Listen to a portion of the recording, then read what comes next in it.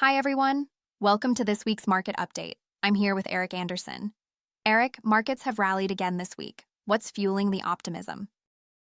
A few things. First, the economic data, while not great, wasn't as bad as feared. The latest ISM report showed new orders weakening, yes, but prices paid didn't jump unexpectedly. That alone was enough to calm inflation nerves for now. Second, earnings.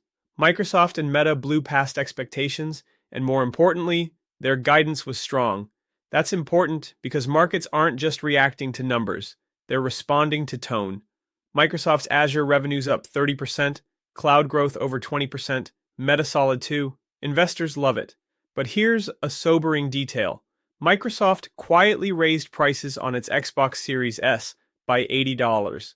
That's not just inflation, that's margin management. And that tells us that price pressures are real, just maybe delayed. So yes, optimism is back, but it's fragile. Let's talk politics. Trump's reshuffling the deck. What's the read-through for markets? We may be watching a quiet purge of the more extreme elements. This week, National Security Advisor Mike Waltz exited stage left, headed for a diplomatic post at the UN. Now all eyes turn to Peter Navarro, Trump's longtime trade hawk. If Navarro is sidelined or replaced, markets will take that as a sign of softening on tariffs. It's all speculation for now, but it fits the broader narrative that the White House is recalibrating. There's pressure from industrialists, pressure from markets, and yes, probably polling pressure too. This is less about strategy and more about optics, and that matters to short-term sentiment. We saw China make some noise about restarting trade talks. Is this for real or just another headline?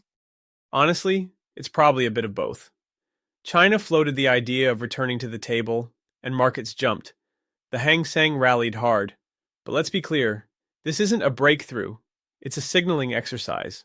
Both sides are bleeding economically, and both want to appear open to dialogue. Meanwhile, the US says 14 or 15 bilateral trade deals are progressing well. That's a strangely vague number for negotiations of this scale. Some of these deals may be real, others may be PR. Bottom line, markets are grasping for certainty, and even the hint of cooperation is enough to trigger a relief rally. What about the macro backdrop? Any big surprises this week? The biggest news was actually a lack of news.